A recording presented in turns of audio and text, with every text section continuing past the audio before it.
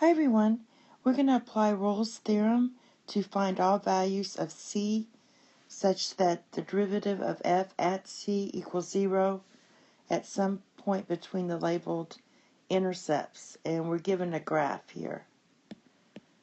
So these are the two problems we're doing. Here's Rolle's theorem. We're going to let f be continuous on the closed interval a comma b and differentiable on the open interval. If f of a equals f of b, then there's at least one number c in the open interval such that the derivative of f at that c equals 0. Okay, so I went ahead and did the graphs. So here's the first one, and our intercepts here are x equals -4 and 1. So I'm going to be plugging in f of -4. And when I do f of -4, I get f of 1, and, well, basically f of -4 equals 0, and f of 1 equals 0. So basically we have f of -4 equals f of 1 equals 0. So therefore, I'm going to take the derivative of f, because I'm trying to find the derivative of f at c to equal 0. So let's take the derivative of that. So derivative of x is going to be 2x plus 3, and we want this derivative to equal 0.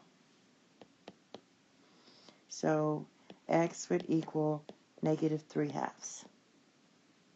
Alright, so we have c, that's our c, equals -3/2.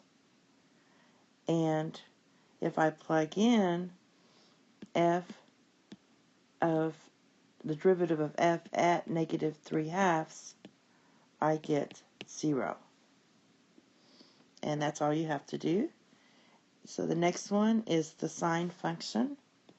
So basically the 2 points in question is 0 and 2 pi. So if I plug in f of 0, I get 0.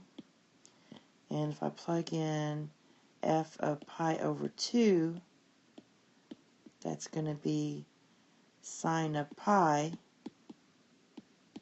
when you plug in for the x, which also equals 0. So they all equal 0. And then I'm going to take the derivative of sine.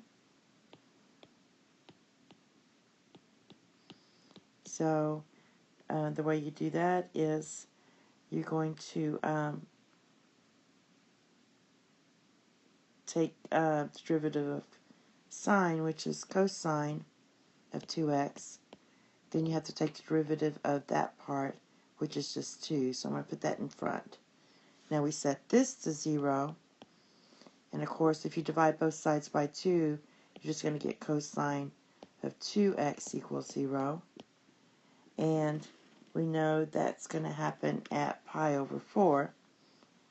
So, because we want it to be in between, what, 0 and pi over 2. Because cosine of 2 times pi over 4 equals 0. So we have cosine of pi over 2 equals 0. So our c is pi over 2. Alright? So again, if you plug it back in, you go f of the derivative of f at pi over 2. It's going to give you 2 times cosine of, no, it's actually pi over 4. So c is pi over 4. So that's going to be 2 times pi over 4, which gives you 2 times 0. And that's all. Thank you. Have a nice day. Bye-bye.